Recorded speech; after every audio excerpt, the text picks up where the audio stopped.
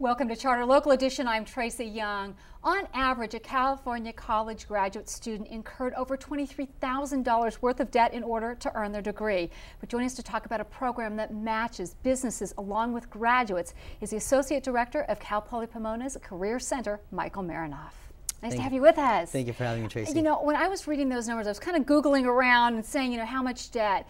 And I thought on the low side that I actually saw it was $23,000, but you shared with me that number may be low.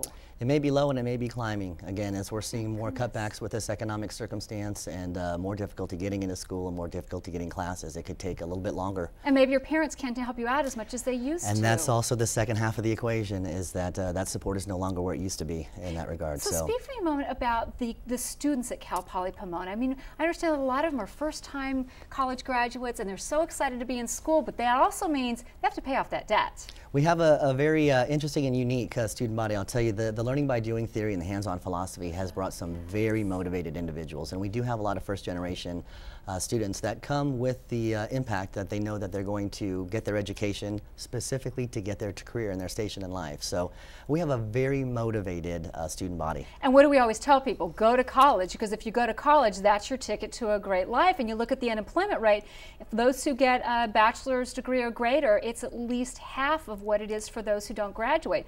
But if you go through and you do all that and you don't have a job, how sad is that? It's a difficult situation. You know, Mr. Darwin, I think, did his work with regards to the survival of the fittest set of circumstances. I will tell you, Tracy, that it's not a matter of the quantity, it's a matter of the quality. There are jobs available, there's just not enough of them available. Speak to me how businesses actually benefit from this, because I will tell you that businesses tell me they have jobs, but sometimes they can't find the right person for the job. The interesting aspect about the program itself is really that the foundation is set in the roots of staffing agencies and the like of the third-party recruitment structure. It's an efficient process that helps to build an alignment between the individuals that they're trying to recruit for the positions and their needs for those positions. Essentially, we've just become a matching service to align the talent with the employers at the most efficient process possible. And what about the students? How do the students benefit? The students actually get hand-to-hand introductions to the employers that they want to go to work for. We work diligently with those students to develop them to a greater extent throughout the course of the year and make sure that they are prepared to engage with these employers, but they are literally hand-fed to the employers of choice that they want to go to work for. And as you mentioned, they start to begin a relationship with these employers and build a reciprocity of exchange and a knowledge of understanding of their business. So I can see how, you know, company, geez, I want to work for this company or that company, but you may not realize, you see the exterior of the company, you may not realize what the corporate culture is inside that company. Correct. And it doesn't mean the company's bad or that you don't have good skills.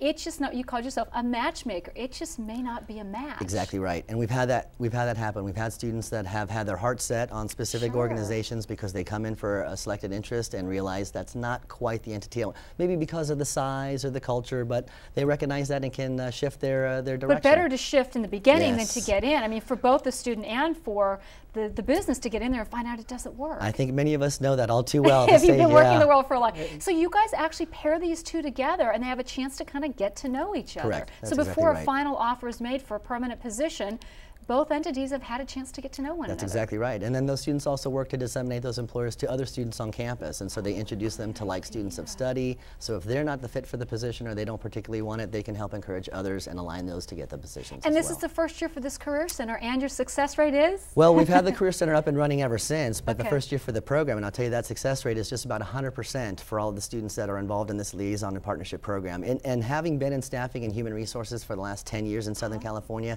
that's an anomaly. Right. And I will go back to the fact that it's about the quality of the individuals that we're pairing up and putting together. Right. And along with the quality of the businesses. Absolutely. So it's a great marriage. But, all right. Absolutely. Well, congratulations on your success. We're going to keep you at that 100%. We want you to succeed, actually. Thank you very much. Thanks so much for your time. Thank you. For Charter Local Edition, I'm Tracy Young.